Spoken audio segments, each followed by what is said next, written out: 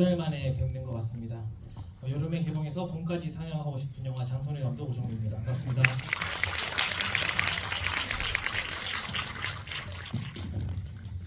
네, 안녕하세요. 장손에서 미화 역할 맡은 김지은이라고 합니다. 네, 반갑습니다. 새해 복 많이 받으세요, 여러분. 네, 대가족의 손녀사위 제호영 맡은 강태호라고 합니다. 새해 복 많이 받으십시오.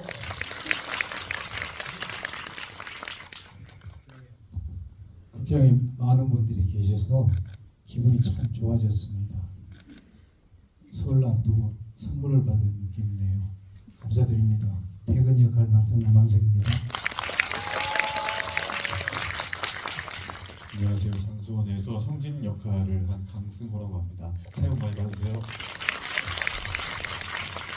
네, 잠깐만. 오늘 그리고 또 다른 주인공인 우성재 선생님 오셔서 인사 한 번만 부탁드리겠습니다. 네.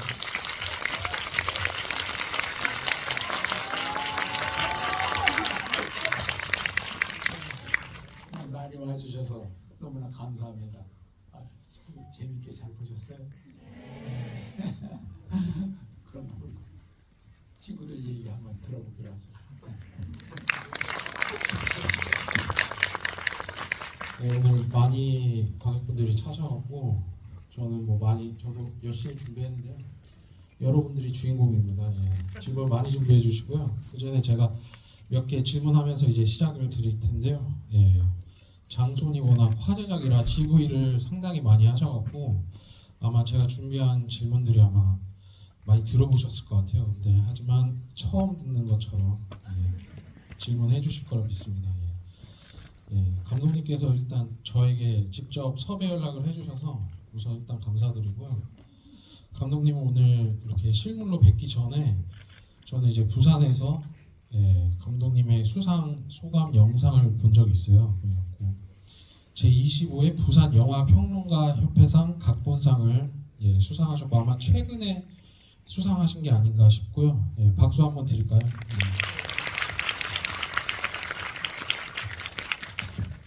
거기에 더해서 2024년 신의집에 선정 올해 영화 3위, 올해 신인 감독으로도 이제 선정되셨는데 작년 추석을 시작으로 해갖고 올해 설까지 이렇게 다시 만난 장손인데 감독님과 이제 배우분들 소회를 우선 여쭙고 싶습니다. 네, 소회를 밝히기 전에 이제 저 부산 영화평론가협회에서 이제 전 각본상 주셨는데 또 오준호 평론가께서 저 평론가상 받으셨잖아요. 네, 축하드린다는 말씀 감사합니다. 2달 만에 해서 참 몰다면 멀고 가까우면 또 가까운 것 같은데 이렇게 또 가득 채워주셔서 뭔가 되게 새 출발하는 느낌이 들어서 되게 감회가 새롭고요. 네, 오늘 되게 재밌게 또 솔직하게 다 많은 얘기도 나눠봤으면 좋겠습니다. 와주셔서 감사합니다. 네, 정말 옆에 오정민 감독님의 바람대로 진짜 저희가 여름에 개봉을 해서 봄까지 상영 이런 얘기를 좀 농담으로 했는데 진짜 조금만 더 저희가 설날에 이렇게 또 다시 이렇게 상영을 하게 되고 3월까지 또 하면은 참 사계절까지 이렇게 상영을 하면은 진짜 이 말이 이렇게 씨가 된다고 정말 그게 또 감사합니다. 오늘 이렇게 또 너무 많은 자리 채워주셔서 너무 또 기쁜 마음으로 왔거든요. 좋은 시간 보냈으면 좋겠습니다. 저도 그 새해를 이제 막 시작한 기분이 드는데 이렇게 만석의 만석의 극장에 보니까 너무 기분이 좋습니다. 오늘 잘 부탁드립니다. 이제 내일 모레부터 이제 설 여는데요. 가족들끼리 이렇게 모이면은 글쎄요, 얘기가 할 얘기가 많은 것 같은데 실제로 모이면 또 그렇게 깊은 얘기를 할 수 없는 또 상황이 많이 되더라고요. 가족들 오랜만에 이렇게 만나면은 우리 또 설 연휴에 이 장손이 계속 상영을 하더라고요. 또 입소문 내주시고 가족들하고 이 가족 영화 장손 사랑해 주시면 감사하겠습니다. 고맙습니다. 저도 오늘 영화를 봤습니다. 저도 근데 티켓을 예매하려고 하다 보니까 매진이더라고요. 그래서 취소 티켓이 나오기까지 기다리다가 어제 예매 성공을 해서 오늘 봤는데 이렇게 관객분들께서 꽉꽉 채워주셔서 너무 감사드리고, 그리고 저도 많이 봤지만 오늘 또한 늘 감회가 이게 새롭더라고요. 오늘 느꼈던 이 감정들 관객분들과 많은 이야기를 나눴으면 좋겠습니다. 감사합니다. 저도 예매를 할 수가 없어서 저도 여기서 한번 큰 화면으로 다시 보고 싶었는데 좀 아쉽고, 우선 첫 번째 질문을 드리기 전에 저의 감상을 짧게 얘기해드리면, 사실 이 행사 이 일감이 들어오기 전에 그냥 그거와 상관없이 작년 말에 그냥 생각나서 봤는데, 그때나 언론 시사회 때 봤을 때나 이제 똑같이 이제 제가 매료된 포인트는 일단 그 성진의 누님 미화 역에 그 제가 봤을 때 최고로 가족 영화 중에 그 누나의 역할을 최적화한 분이 아닌가 그런 생각이 들 정도로 그 선생님과 티키타카 하시는 부분이 너무 인상적이었고, 특히나 그 다음에 장면에서 저는 시사회 때 무릎을 딱 쳤는데, 그 두부를 공장에서 어머니께서 가져오셨는데 딱 할머니께서 기어코 본인이 만드시겠다고 하는 그 장면, 저게 영화에서 가능하구나라는 생각이 들었어요. 그 어떤 그 시집살이 포인트라고 할까요? 그런 게 너무 와닿았는데, 저도 글을 쓰면서 이제 감독님의 그 단편 영화인 성인식과 더불어서 이 장송까지 가족 얘기를 이제 하신 건데, 첫 장편이면 이제 본인이 제일 자신 있는 주제고, 그 다음에 또 그렇다 보니까 그 자전적인 부분도 끌어다가 만드시는 분도 계신데, 이 첫 번째 장편으로 가족 얘기를 고르신 게 그 출발점이 좀 궁금합니다. 그 예전에도 한번 그런 얘기를 드린 적이 있는데, 저 오정민이라는 연출자의 첫 작품은 무조건 이 장손이어야 된다라는 되게 굳은 신념 같은 게 있었던 것 같아요. 그것 때문에 제가 한 5년이라는 되게 어쩌면 구질구질한 시간들을 견뎌왔던 것 같은데, 그 이유에 대해서는 계속 고민 중인 것 같아요. 제가 잘하는 걸 한다기보다는 잘 하고 싶은 거, 꼭 해야만 하는 얘기들, 이것을 짚고 넘어가야만 앞으로 저의 연출자 인생을 할 수 있을 것 같다, 뭐 이런 막연한 생각이었고, 오히려 제가 잘하는 것보다는 제가 단편 때 하지 못했던 그 하고 싶었던 것들, 제가 생각하는 좀 더 시네마틱한 것들에 대한 고민들을 더 하고 싶었던 것 같아요. 알겠습니다. 배우분들이 많이 나오셔서 제가 안 물어볼 수 없는 질문인데, 아까 5년 집필 기간이 5년이라고 하셔갖고, 그것도 저는 강수호 배우가 연극 사운드 인사이드 홍보차 그 송병호 선생님의 유튜브 채널에 나오셨던 거를 되게 재밌게 봤는데요. 어쨌든 그때도 이런 비화를 약간 이야기를 들려주셨고, 장손이 촬영이나 각본도 빼어나지만 이 가족 구성원들, 이 연기자분들의 그 합이 되게 좋았던 것 같아요. 그래서 캐스팅이 관건이셨던 것 같은데, 그 이 가족을 탄생한 어떤 기준이나 여기 배우분들의 어떤 캐스팅 과정, 그런 것들이 좀 궁금합니다. 일단 크게 두 가지가 중요했었던 것 같은데, 일단 경상도 네이티브일 것이 중요했고, 그리고 6개월 동안 일단 스케줄을 장손에 좀 맞춰 주시는 게 좀 약속되어야 되는 게 중요했던 것 같아요. 그래서 처음에는 이제 제 졸업 영화 주인공이었던 이제 차미경 선배님이랑 같이 하기로 하고, 이제 손수 선생님께서 이제 하시기로 하고, 그 다음에 아마 김시현 배우 만났고, 또 강태호 배우를 또 그렇게 독립영화를 하면서 어느 정도 안면에 있던 배우들이었고, 그리고 이제 오만 선배님을 캐스팅하고 싶어서 이제 차미경 선배님께 이제 부탁을 해서 이렇게 만나서 이제 오만 선배님이랑 이제 그 전집에서 막걸리 마시면서 제가 꼭 참여를 해달라 이렇게 부탁을 드렸던 것 같아요. 캐스팅 기간만 한 1년 반 정도 걸렸던 것 같아요. 물론 돈도 구해야 하지만 또 여러 가지 준비 과정이 되게 길었던 것 같아서 사실 배우분들 때문에 이 영화를 완성할 수 있었던 것 같아서 항상 감사한 마음 지니고 있습니다. 이제 배우분들께 하나씩 질문을 제가 준비해봤는데요. 우선 여기 앞에 계신 강승호 배우께 우선 질문 드릴게요. 예. 되게 그 송병호 선생님 그 유튜버 채널에서 얘기하신 걸로 보니까 되게 일찍 연극으로 데뷔를 하셨고 그 다음에 이제 TV나 영화 쪽에 이렇게 계속 확장을 하시는데 이번 장편 주연작인 장손에서 그 제가 보면서 느낀 거는 되게 가족인데 되게 외부인처럼 느껴지는 부분이 있었어요. 그 다음에 또 사진사로도 활약을 하잖아요. 그래서 영화가 시작할 때는 카메라 뒤에 있다가 점점 그 앞에 있는 대상이 되더라고요. 가족 내부로. 그래서 이런 연극 무대의 연기랑 다르게 또 어떻게 보면 이 장손에서는 되게 관찰자의 시선으로 되게 감정을 좀 누르고 그렇게 좀 바라보는 연기를 하신 것 같은데 이 장손을 준비하시는 어떤 접근 방식들 그런 거가 좀 궁금합니다. 캐릭터를 어떻게 연구하셨는지.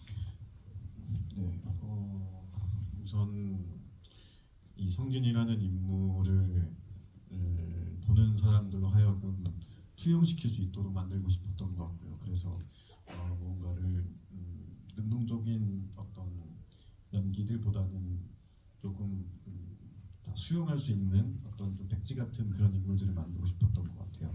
그래서 오늘도 영화를 보면서 제가 나온 영화긴 하지만 또 저의 어떤 이야기들을 이 영화를 보면서 성진이라는 인물을 통해서 투영해서 보게 되더라고요. 그래서 무언가를 담을 수 있는 투명한 인물이 되고 싶었습니다. 그래서 사실 저희 나오는 배우 선배님들이 다 너무 훌륭하신 선배님들이기 때문에 제가 무언가를 하지 않더라도 선배님들이 하는 거를 잘 받기만 하자, 잘 소화를 하고 싶다는 그런 욕심이 있었던 것 같고 그게 가장 큰 목표였던 것 같습니다.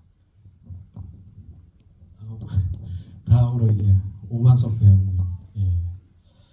그 되게 이 영화에서 되게 에너지가 되게 좋으세요. 예.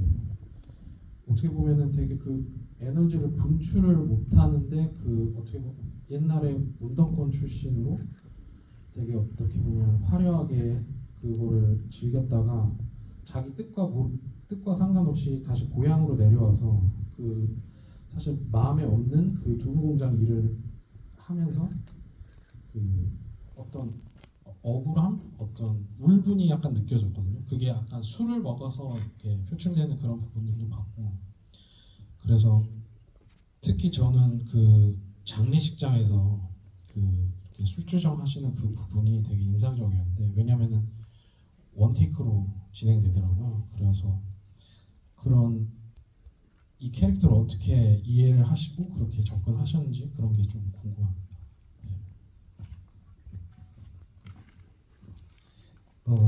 감독님하고 만나서 책을 받고 읽었을 때 전반적으로 제 나이 또래에서 충분히 다 겪어왔던 어떤 그런 감정들 이런 걸 충분히 느껴서 이 영화는 내가 참여하면은 충분히 내가 조금 할 수 있는 부분이 있겠다 이런 생각이 좀 들었고요.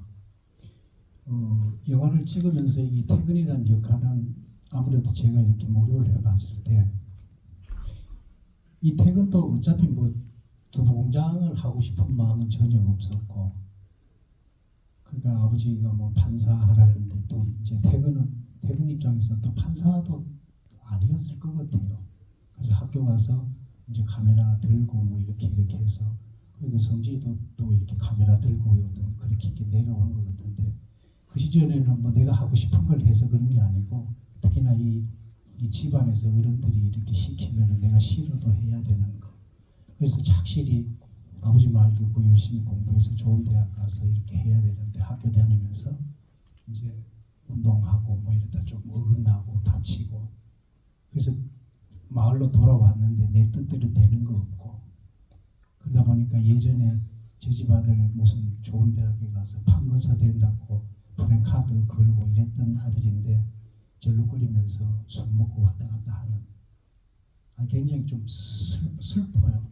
그걸 누구한테 이렇게 표낼 수도 없고 그래서 유일하게 그래도 그나마 어머니가 퇴근의 마음을 가장 살갑게 사랑으로 이렇게 보듬어 준 것 같고 그래서 어머니가 돌아가셨을 때 누구보다 마음이 아팠고 그 어머니가 좋아하시던 조기가 이렇게 누가 먹다 낳는 건 아닌데 어쨌든 갈라진 조기가 그 상에 올라가 있어서 울분을 참지 못해 어떤 일이었던 것 같아요. 이제 김시훈 배우님께 이제 질문 드릴 텐데 저는 이 영화를 요번에 다시 보면서 되게 짧게 지나갔는데 되게 강렬했던 순간이 이제 아버님이랑 그 수박 먹을 때 그때 어차피 뭐 두부공장 성진한테 뭐 맡기긴데 뭐 이렇게 하시고 하는데 순간적으로 표정이 싹 굳는 거예요. 예, 그래갖고 그 장면이 되게 좋다 이런 생각이 들었고 그 장면이 어떻게든 아버지랑 이렇게 투샷이 붙는데 그 장면에 대해서 어떻게 좀 부연 설명을 해주신다면 예. 어쨌든 미화 근데 일단 그 장면을 되게 이렇게 인상 깊게 봐주셨다니까 너무 이렇게 감사하기도 하고 되게 기쁜 마음이 드네요. 네 감사합니다.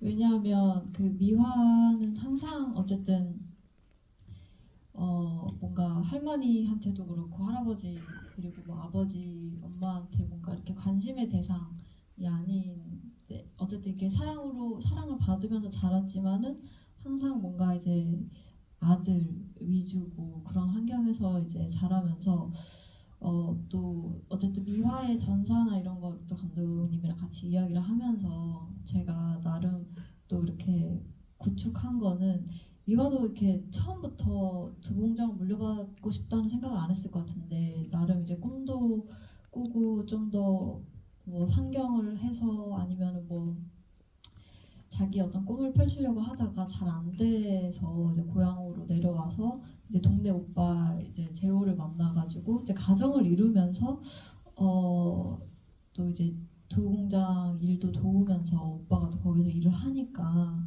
자연스럽게 나도 그러면은 이 마을에 이제 정착을 하면서 여기를 좀 물려받고 싶은데 전혀 여기 이제 그 관심의 대상이 자꾸 안 되는 거를 느끼면서 이제 살았을 것 같은데 전혀 자기는 받고 싶지 않아 하는 동생한테 계속 이제 주려고 하는 이 아빠에 대해서 사실은 계속 저도 생각을 했거든요. 근데 이제 그 장면에서 저도 너무나 그러니까 자연스럽게 아버지가 그렇게 했을 때 그냥 반응으로 이제 나왔던 장면이었는데 네 그거를 이제 또 찍어주셔서 참 감사합니다. 너무 잘 봤습니다. 이제 듬직한 박서방 강태호 배우님께 이제 질문을 드릴 텐데요. 예. 어쨌든 사실상의 후계자인데 이제 장인어른이 약간 못 믿어 해서 약간 보는 내내 약간 마음이 좀 아픈 그런 캐릭터였는데 장송 개봉 이후에 바로 11월에 이제 딜리버리도 개봉하시고 되게 바쁜 한 해를 보내셨을 것 같은데 그게 어떻게 보면 개봉이 엇비슷해서 이 촬영 시기가 되게 겹쳤을 것도 같은데 그 딜리버리랑 장손이랑 약간 뭐 딜리버리에서 마지막에 뭐 약간 각성을 하지만 듬직한 박서방과는 전혀 다른 캐릭터를 연기하셨잖아요. 어쨌든 그거에 대해서 캐릭터가 오갈 때 어떤 고초나 재밌었던 어떤 에피소드가 있을까요? 여기 분위기가 핫해서 그런지 덥지 않나요? 그렇죠. 제가 긴장한 줄 알았는데 그 장소 때 살을 너무 많이 찌워가지고 사실 딜리버리 때 빼기가 좀 힘들긴 했었는데 이제 욕심이 많이 나서 많이 빼봤는데 나중에는 연결도 안 맞을 정도로 좀 했다가 그거까지는 이제 감당할 수 있었는데 다시 찌우러 이 겨울 장면에서 이제 한두 씬 이렇게 나오는데 다시 몸무게를 증량하는 과정에서 너무 행복했어요. 너무 행복했습니다. 먹는 건 즐겁더라고요. 큰 고충은 없었어요. 너 지나고 나서 보니까 제 인생에서 가장 행복했던 6개월인 것 같아요. 살을 찌우셨다고 하니까 그 바로 연결해서 질문 드릴 텐데요. 저는 그 요번에 다시 보면서 가족 사진을 볼 때 그 강태호 배우님의 그 되게 타이트한 그 의상이 되게 눈에 너무 들어왔거든요. 예. 그래서 약간 이게 뭔가 숨은 디테일이 있나? 예. 감독님 한번 설명해 주시죠. 이상해서 대략 한 1년 전에 1, 2년 전에 결혼을 했었고, 근데 결혼하면 신혼부부 때 살을 되게 많이 찌잖아요. 예. 그래서 그 정장이 아마 두 사람 결혼식 때 입었던 가장 좋은 정장일 텐데 가족 사진 찍는다고 이제 굳이 그거를 꺼내 와서 입었는데 계절도 안 맞아요, 심지어. 그런데 그게 너무 끼이는 거죠. 그래서 어떻게든 좀 멋있어 보이려고 노력하는 뭐 그런 모습들이 좀 우스꽝스러울 것 같다. 가족들의 그 한순간이 다 각자 뭐 하느라 정신없는데 느닷없이 찍히는 사진이었으면 좋겠어서 각자 시선도 다르고 행동도 달랐으면 좋겠다. 뭐 그런 설정이었던 것 같아요. 근데 그 옷이 배가 이렇게 좀 낑기긴 했는데 이게 좀 추려서 올려야 되는 옷이었거든요. 근데 제가 연기하려고 그랬던 건 아닌데 자꾸 좀 허리가 낭낭해서 올리려고 하니까 누나가 이렇게 들어 올려주더라고요. 근데 그게 자연스럽게 어느 순간에는 가족 사진에 담기더라고요. 네. 약간 예능이 벌칙하듯이. 아까도 그 김시윤 배우가 얘기했듯이 그런 전사가 있는지도 되게 궁금해요. 그런 캐릭터들이 어떻게 보면은 각 세대를 대표하는 캐릭터들이 이렇게 구성이 되어 있는데 이 영화가 제가 이렇게 보다 보니까 뭐지 세련된 느낌이 들어서 그게 단순하게 그 촬영 때문에 그런 게 아니고 스토리텔링 자체가 되게 세련된 느낌을 주더라고요. 그 이유를 찾아보니까 제 나름대로 내린 결론은 이렇게 다 풀어서 얘기하는 게 아니고 이렇게 조금 뭐 아버님 계시지만 처음에 왜 저렇게 쩔뚝거리지?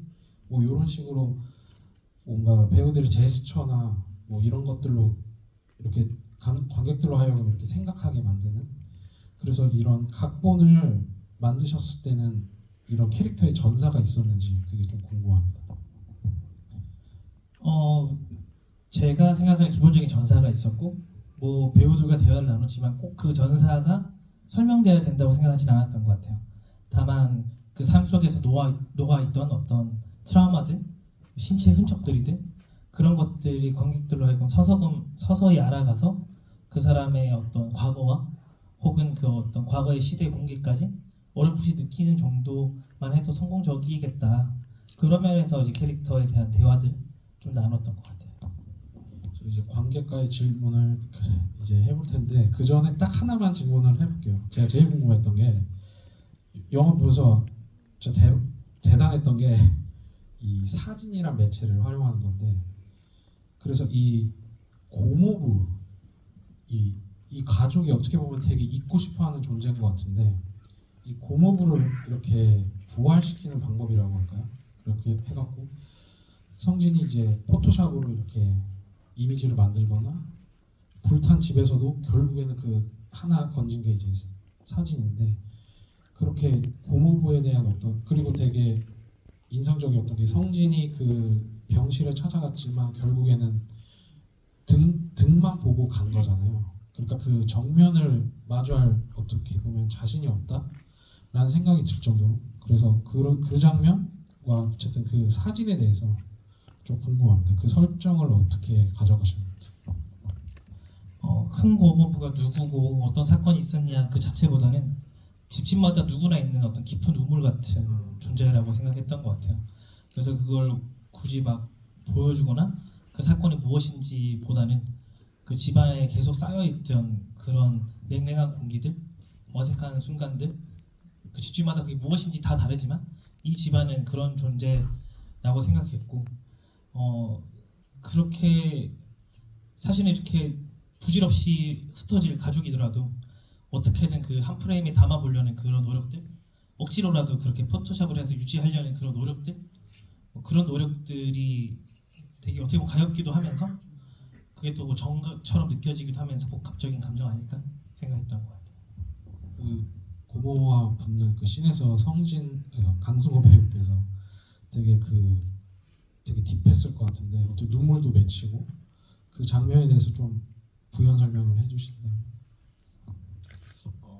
장면에서 사실 좀 저한테도 어려운 장면이긴 했었는데 감독님이 늘 저한테 줬던 힌트는 그냥 저희가 하는 말이 단 아닌 것 같아. 그 저변에 깔려 있는 어떤 이 둘만의 진짜 이야기들이 있는 것 같은데 그래서 그 장면에 참 이제 그냥 말은 하지만 이 말이 다가 아니라 어떤 다른 무언가들의 이 공기와 그런 것들에 대한 게 뭐가 있을까 현장에서 느꼈던 것들이 되게 많았었던 것 같고 제가 영화를 보면서도 늘 보면서 이 둘의 뭔가가 이게 딱 설명할 수는 없지만 무언가의 큰 핵 같은 게 하나 있다라는 느낌을 받는 것 같은데 그래서 굉장히 그게 저한테 되게 매력적인 장면이었던 것 같습니다.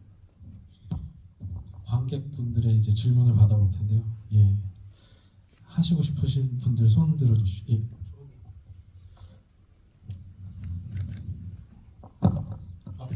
저분이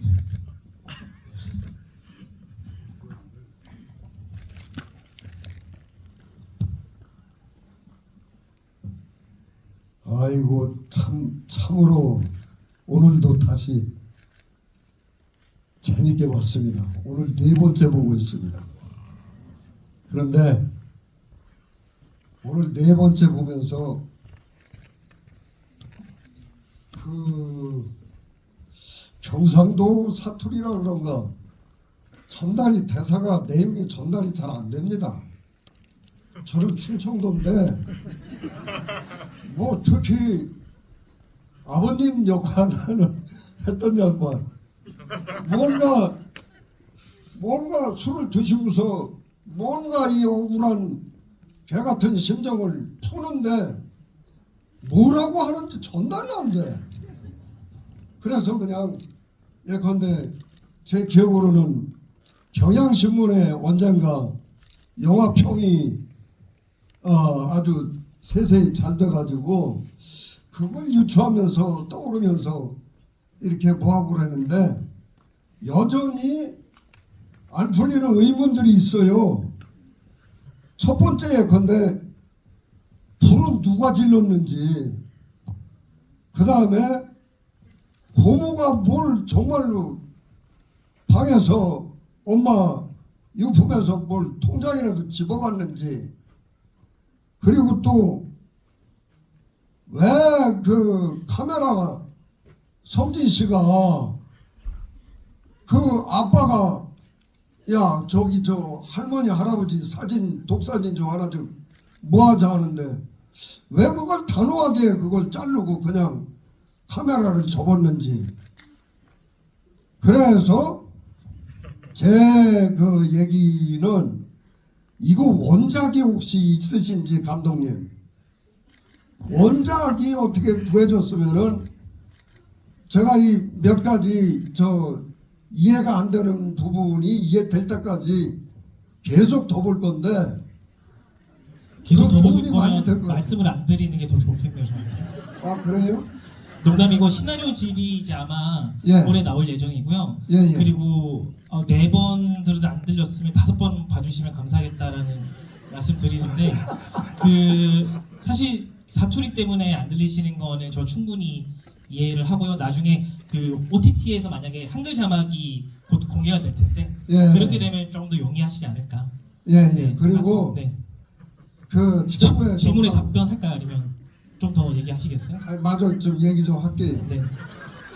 최고의 그 장면으로 저는 꼽고 싶고 제 주변 그 친구들한테도 그 저 젊은 벗들한테도 추천을 하는 게 부조금 정리할 때 이 부분은 보면 볼수록 그렇게 우리 일상에서 꼭 돈 계산할 때 나오는 얘기 아니에요. 아니 이 새끼가 이거밖에 안 해? 하면서 아까 아버님 저 나는 30만 원 넣었는데 이 새끼 3만 원밖에 안 했다고 하는 아주 볼 때마다 배꼽을 잡고 그 다음에 또 하나는 마지막입니다. 정말 마지막이죠? 예, 그럼 부탁드립니다. 그 고려 광종 때 과거 제도가 들어오고 난 뒤에 한국 부모들의 영원한 꿈은 판검사야. 근데 여러분들 다 아시다시피 지금 개 같은 시절에 여전히 나라의 운명을 결정짓는 게 판검사이들 아니에요. 이거 뭔가 고쳐야 되지 않느냐. 그런 것들을 여러분들하고 같이 환기를 하면서 정말로 명연기들 정말로 응원합니다. 네, 박수 한번 감사합니다. 뜨거운 의견 정말 감사합니다. 빨리 답변 드릴게요. 그 마지막 사진을 왜 안 찍어줬냐. 각자 답이 있겠지만 전 할아버지 할머니의 영정 사진을 찍어준다라는 게 되게 폭력적인 행위 같아서 찍기 싫다. 뭐 이런 뉘앙스로 했던 것 같아요. 두 번째 질문이 뭐였죠? 두 번째가 고모가 불을 누가 질렸냐? 그 두 가지는 다섯 번째 보시면 답이 나올 거라고 생각합니다. 감사합니다. 네, 다음 분, 예, 아까 두 번째로. 예. 영화 잘 봤고요. 한 두세 번 저는 봤는데 저기 할아버님과 성진이 할머니 산소에서 내려올 때 지금 고인이 되셨지만 백설이 가수님의 그 봄날은 간다 음악이 나오잖아요. 그리고 할머님이 살아생전에 할머님이 살아생전에 한글 연습할 때도 그 봄날은 간다를 쓰시는 것 같은데 일부러 설정을 그렇게 하신 건지, 그리고 극 중에서 혹시 이게 팔이 날아다니는 부분이 있는데 그거는 거기에 자연스럽게 찍힌 건지, 그리고 또 배우님들이나 배우님하고 감독님이 좋아하시는 장면이나 대사가 있으신지 그게 좀 궁금합니다. 실제 시골이라 파리가 정말 많더라고요. 자연스럽게 찍힌 장면도 있고, 그래서 촬영 중간에 파리를 활용해봐야겠다라고 해서 파리 있는 씬을 찍었는데 그때는 또 파리가 없더라고요. 그래서 막 파리 잡으러 다니고 막 그랬던 기억이 또 나는 것 같고, 첫 번째 질문이 봄날은 간다. 는 이제 그 시대에 되게 상징적인 음악을 쓰고 싶었어요. 그 6.25 때 되게 그 시대를 관통하는 제가 쓰고 싶은 음악이 있었는데 너무 비싸더라고요. 그래서 조금 도식적으로 읽힐지언정 그 다음으로 생각했던 봄날이 간다를 썼던 것 같아요. 명장면. 한 번씩 다 얘기해 주셔도 좋을 것 같아요. 저는 모든 장면을 사랑합니다.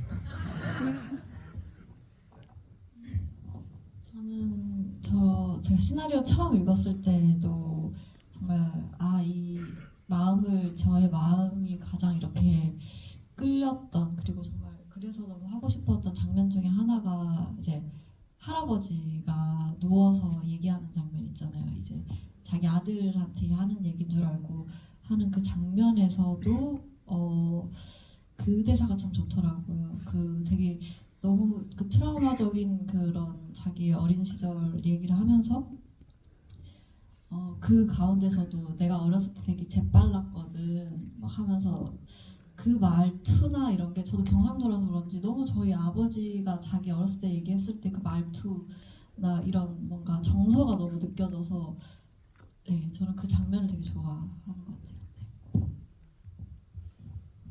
네. 저는 저 장모님이 큰 고모 성진한테 큰 고모 돈 맡겨놨다고 생각하나 막 하실 때 저희 집도 비슷한 집이어가지고 저희 어머니 생각이 나서 되게 좋았습니다. 네. 끝이에요?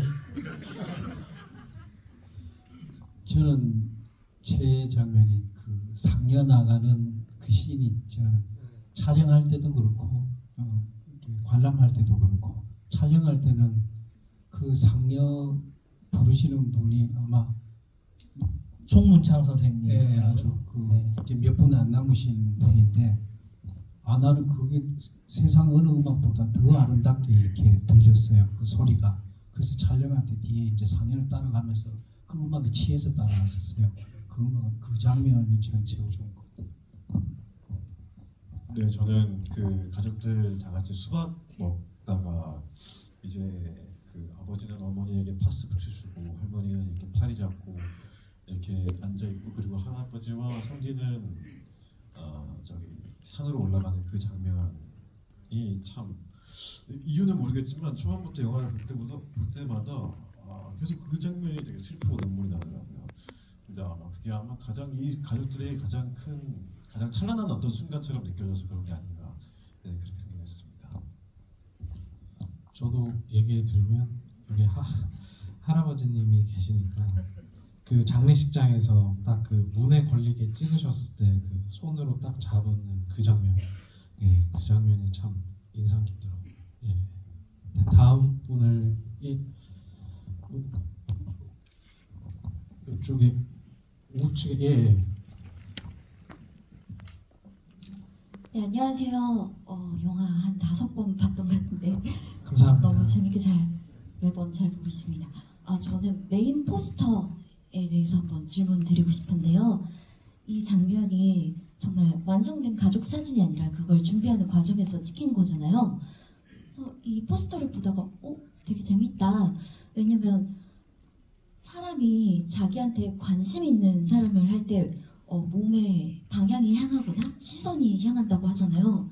근데 할아버지, 엄마, 할머니는 성진이를 향해 있고 큰 고모나 작은 고모 내외는 다른 곳을 바라보고 있고 신혼부부는 서로를 바라보고 있고 그리고 아버지조차도 아버지는 어머니를 바라보지만 어머니는 시선을 아버지를 향해 있지만 눈은 성진이를 향하고 있더라고요. 그래서 이게 의도하신 건지 그걸 여쭤보고 싶고요. 그리고 팬들 사이에서 조금 우와 이 디테일 하면서 화제가 됐던 게 성진이가 사과를 깎는데 그 껍질이 완전 아주 두툼하게 있더라고요. 이거는 강승호 배우님의 생각이셨는지 아니면 감독님의 요구 사항이셨는지 그것도 궁금합니다. 이 2가지 질문 드리겠습니다. 사과 먼저 말씀드리면 강승호 배우님이 뭐 지가 사과를 깎아 받겠어요, 그죠? 근데 뭐 그렇게 어설펐으면 좋겠다. 근데 전 오히려 너무 좀 잘 깎아서 조금 오히려 전 더 투박하게 깎기를 바랬는데 그래도 나름 안 끊기고 끊기듯 말듯 연결되는 그 사과 껍질이 되게 위태위태해서 재밌었다는 생각이 좀 드는 것 같고 첫 번째 포스터 얘기는 그 앞으로 누가 물어보시면 그렇게 이제 얘기를 해야겠다는 생각이 또 들고 근데 그런 생각은 있었던 것 같아요. 꼭 이제 시선을 다 맞춘다기보다는 각자의 시선의 위치가 다르고 그 집중되는 것들이 다 달랐으면 좋겠다. 그래서 저 사진 찾기 위해서 프레임 되게 골라서 저 딱 한 프레임을 선택했던 것 같아요. 다음 분 저쪽에 예, 저 남성분 예. 네.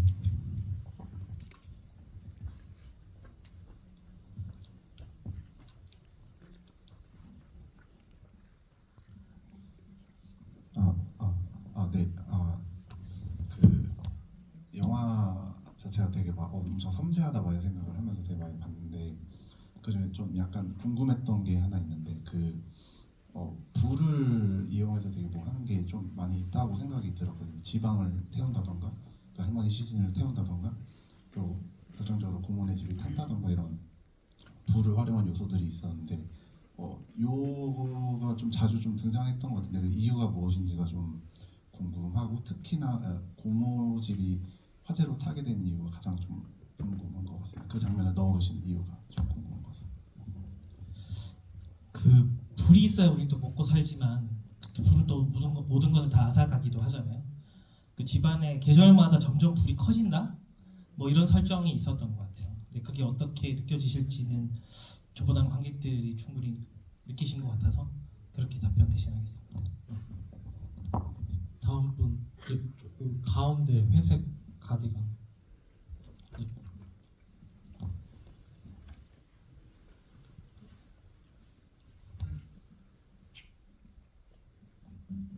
네. 일단 영화 너무 잘 봤고요.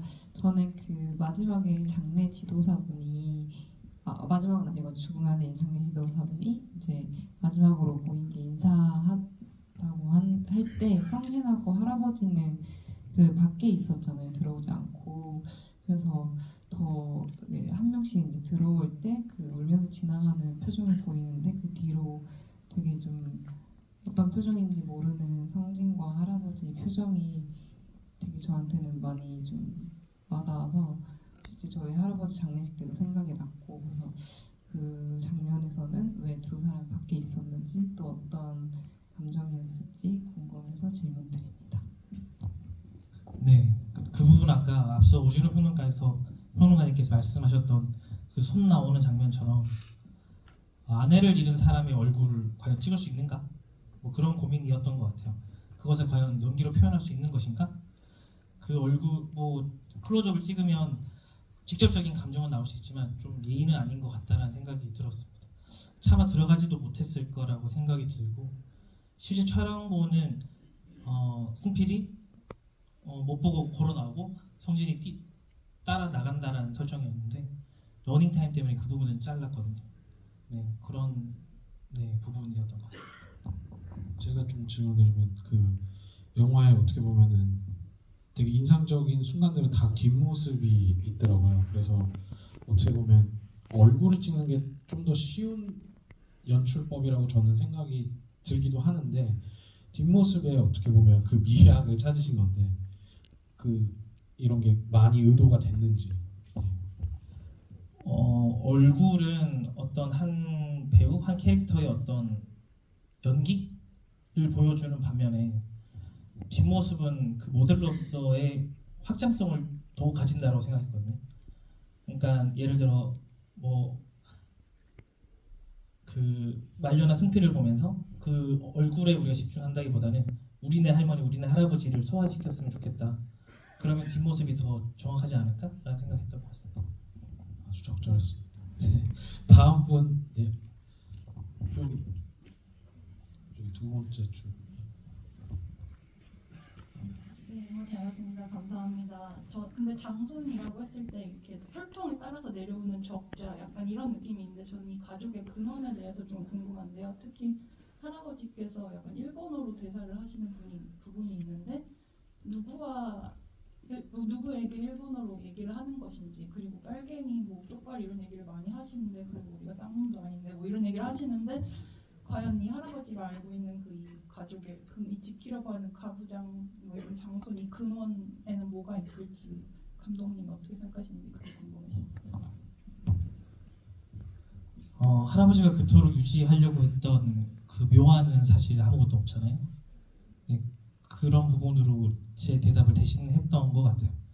네, 이 집안을 유지시켰던 거는 그 할아버지가 유지하려고 했던 어떤 족보나 가부장제인지 아니면 할머니의 사랑이었는지 무엇이 집안을 유지시켰는지에 대한 고민들이었던 것 같아요. 네. 그런 의미에서 그 두부라는 거를 그 각본을 쓰실 때부터 고려를 한 건지 저 제일 궁금합니다. 되게 아시아적인 무언가가 생계 수단으로 이 집안을 용속시키는 그런 생산 수단이 필요했는데 예전에는 어떤 술을 만드는 도가 제사와 연결되니까 뭐 그런 얘기를 하다가 두부라는 음식이 가장 아시아적인 음식이고 그리고 되게 가족과 닮아 있다는 생각에서 선택했던 것 같아요. 다음 분. 예, 여기. 예. 안녕하세요. 영화 너무 잘 봤습니다. 저는 극 내에서 성진이 배우이면서도 연기를 하고 싶어서 영화도 직접 찍고 하잖아요. 근데 영화를 보면서 첫 번째로는 할머니 돌아가셨을 때 성진이 담배를 피면서 등을 이렇게 뒷석이면서 막 울다가도 이게 무슨 건가 싶게 얼굴이 좀 깨끗한 느낌을 1차적으로 받았고 두 번째는 할아버지가 이제 등을 돌려 누워서 그 6.25 때 얘기를 막 하시잖아요. 근데 성진이 좀 주무시라고 하다가 나중에는 뭔가 흥미롭다는 듯 다시 돌아 누워서 할아버지한테 질문도 하고 그 얘기를 듣는데 성진이라는 캐릭터가 그 두 상황을 봤을 때 어쨌든 직업적인 그런 걸로 해서 이거를 그 영화인으로서 배우로서 흥미롭게 느꼈을 부분이 있을지가 좀 궁금하더라고요.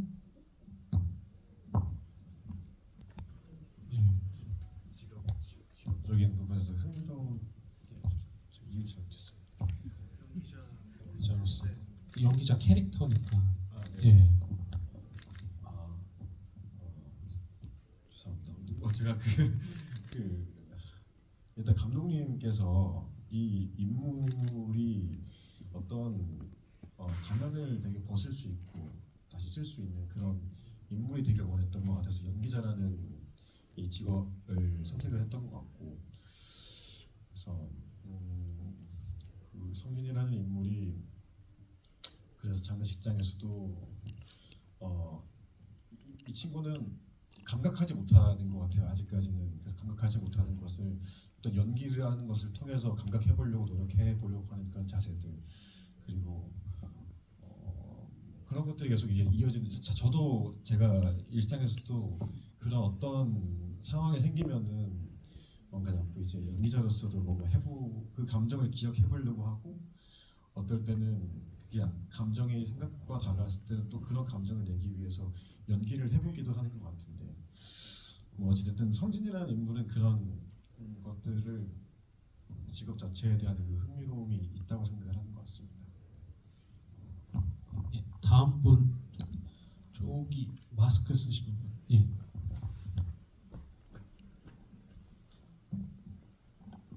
네, 영화 너무 잘 봤습니다. 오늘 친구가 표를 예매해줘서 우연히 보게 됐는데 가부장 영화라고만 듣고 봤는데 저희 실제 아버지 집안이랑 80% 느낌상 80% 넘게 비슷하길래 어찌 보면은 고통스러울 정도로 좀 힘들었었거든요. 하지만 그만큼 인상 깊었던 영화였고 돈과 관련된, 그러니까 처음에 성진이 이제 장자라는 거에서 회피를 하다가 할머니가 돌아가시는 시점부터 이제 본인의 이제 장손으로서의 의무를 직감을 하고 그거를 조금씩 책임을 지려고 하잖아요.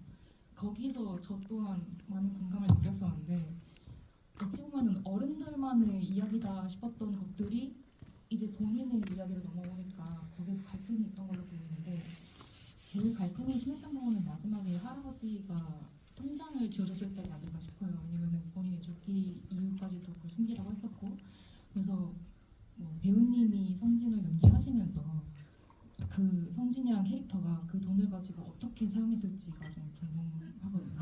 그러니까 어떻게 사용했을지를 생각하고 연기하셨는지 그 표정이 너무 미묘했었어가지고. 결국엔 다 그 질문을 하시더라고요. 결국에는 한 번도 빠지지 않고 그 질문을 받았었던 거. 사실 잘 모르겠어요. 그 성진이가 그 햇빛을 이렇게 손으로 손차양을 하며 가리며 외면하는 것처럼 저도 사실 외면한다는 게 가장 최선의 선택이지 않았을까라고 생각이 듭니다. 그리고 말씀하신 것처럼 저도 사실 저는 이 영화를 찍고 난 후에 이제 그 조부모님의 이제 상을 경험을 했는데 저는 너무 신기했어요. 이걸 찍고 난 후에 보니까 정말 똑같이 진행이 되더라고요, 일상에서. 그래서 참 그걸 겪고 나서 또 다시 영화를 보니 와, 이게 영화가 너무 다르게 느껴지는 거예요. 그래서 작년에 이제 저희 조부모님 3분 정도가 한 번에 돌아가셨는데, 그러면서 와, 이렇게 이 영화가 제가 그걸 경험을 하고 나서 이 연기를 했었더라면 어땠을까. 그리고 또 경험하지 않아서 더 좋았던 게 있었던 것 같기도 하고. 네, 아무튼 뭐 그랬던 것 같습니다. 저는 뭐 외면하지 않았을까. 저 또한 성진처럼 그렇게 생각합니다. 예, 저도 그 부분에 대해서 글로 썼는데 너무 인상적이어서, 그래서 그때 그 택시를 타고 갈 때 그 어떤 햇빛이 어떻게 보면 원테이크로 가는 건데 그걸 어떻게 맞췄는지 저도 그게 너무 신기하더라고요. 그런 매직 아워들이 분명히 존재했을 텐데 그런 촬영에 관련돼서 어떻게 고려를 하셨는지 궁금합니다. 저희 그래도 나름 그 공간에 오래 있어서 그 겨울에 해가 어디서 몇 시에 어떻게 뜨는지를 알고 있었고, 해가 이제 산에서 딱 넘어서 떨어지는 게 한 50분 정도 되더라고요. 차창에 떨어질 수 있는. 그래서 이제 저희가 레카, 그러니까 차를 위해 이제 촬영용 그런 레카에 실어서 이제 촬영을 하게 되는데 한 테이크에 10분 정도 걸리더라고요. 그래서 강성호 배우랑 한 5테이크 정도 버전을 짜서 해보자라고 했는데 다행히 해는 떴고요. 자연광이 떠서 다행이었고, 만약에 뭐 구름이 끼었다면 조명을 했었어야 되는데 다행히 해가 떴고, 그리고 5테이크를 할 수 있을 줄 알았는데 한 4테이크밖에 못 가서 그 중에 하나를 선택했던 것 같아요. 네. 그래서 저는 어떻게 보면 저도 상황이 힘든 상황에서 그 성진의 그 통장을 보면서 저도 혹했거든요. 네. 그래서 그 성진의 봄에 대해서 썼지만 사실은 영화 안에서 그 미화가 이제 출산한 딸 이름이 늘봄이라서 어쩌면 영화 내에서만 얘기를 하면 어쨌든 사계절이 이제 완성이 되는 건데 마지막 질문으로 제가 드리면 이제 각자의 이 영화에서의 어떤 봄이 무엇일지 한번 여쭙고 싶었습니다. 예, 감독님부터. 그 봄을 제가 돈이 있어서도 찍지 않았을 것 같거든요. 그거는 여러분들이 만들어 나가셔야 되는 거라고 생각합니다. 저는 엔딩 크레딧을 겨울로 끝낸 거는 저는 이제 제가 할 수 있는 질문을 드린 거고 그 앞으로의 답은 제가 뭐 정치인이나 사회학자가 아니기 때문에 이렇게 사셔야 된다라고 얘기하는 거는 되게 무례하고 오만한 일인 것 같아요. 그래서 각자의 삶에서 그 어떻게 해결해 나가실 건지는 관객들의 몫이 아닌가. 저는 그저 단단하니까 제가 할 말만 딱 질문만 던지고 네, 이렇게 빠졌습니다. 네.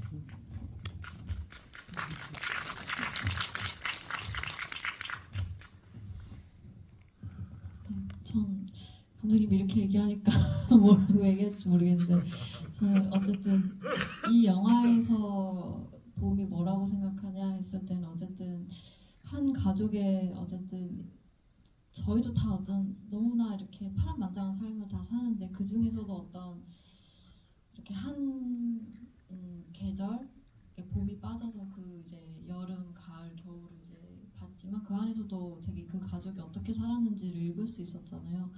근데 어쨌든 할머니의 죽음 이후로 또 이 가족이 늘 어쨌든 또 새롭게 또 시작이 되잖아요. 한 해가 지나고 또 저희도 어쨌든 또 이제 봄을 맞기 위해 이렇게 겨울을 보내고 있는데 어떤 또 새 삶이 시작되지 않았을까 희망을 또 가지고 모든 사람이 그렇게 살듯이 네, 그런 마음을 좀 바라봅니다. 저는 1차원적으로 생각하면 이 가족 사진을 촬영했던 순간이 약간 이 영화에서 봄처럼 느껴졌고요. 나중에는 늘봄이가 좀 성장을 해서 저 가족 사진에 함께 참여하는 게 또 다음에 봄일 것 같고 그때 누가 포토샵으로 들어가는지는 그때 결정해 보겠습니다. 네, 감사합니다.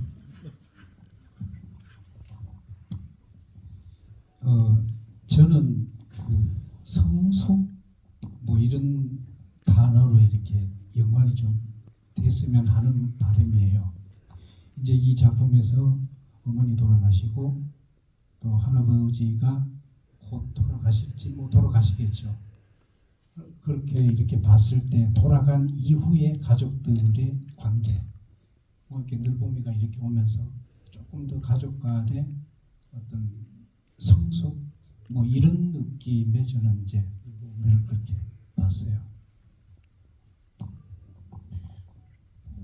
네, 저도 오늘 또 영화를 보면서 들었던 생각이 결국에는 누군가는 탄생을 하고 누군가는 소멸을 하는 것 같은데 그렇다면은 어떻게 살아가야 될까 앞으로 그 봄을 어떻게 살아가야 될까라는 생각을 던졌을 때 결국에는 그냥 사랑이지 않았을까. 뭐가 됐든 간에 그건 사랑이 존재해야 된다라는 생각을 가졌던 것 같습니다. 몇 분 더 질문을 받아보겠습니다. 예, 손 여기.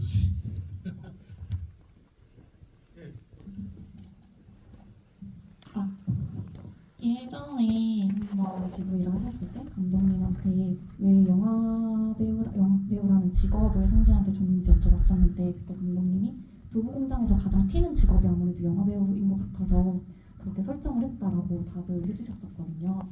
그래서 강승호 배우님이 생각을 하셨을 때 성진은 영화 배우가 되는 게 꿈이었는지 아니면 집을 나가고 싶었던 게 먼저였는지를 여쭤보고 싶습니다.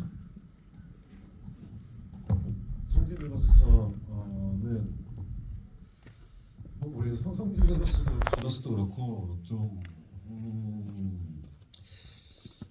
비슷한 환경에 놓여져 있는 것 같은데 뭔가 어떤 자립을 하고 싶은 것 같아요.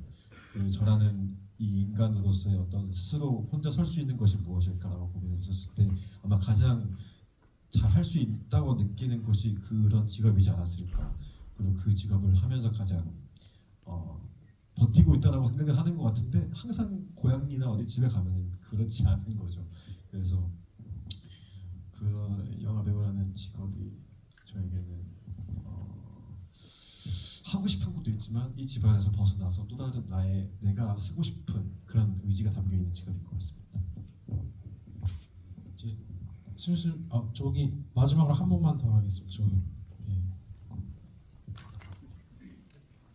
예, 검은색 쪽.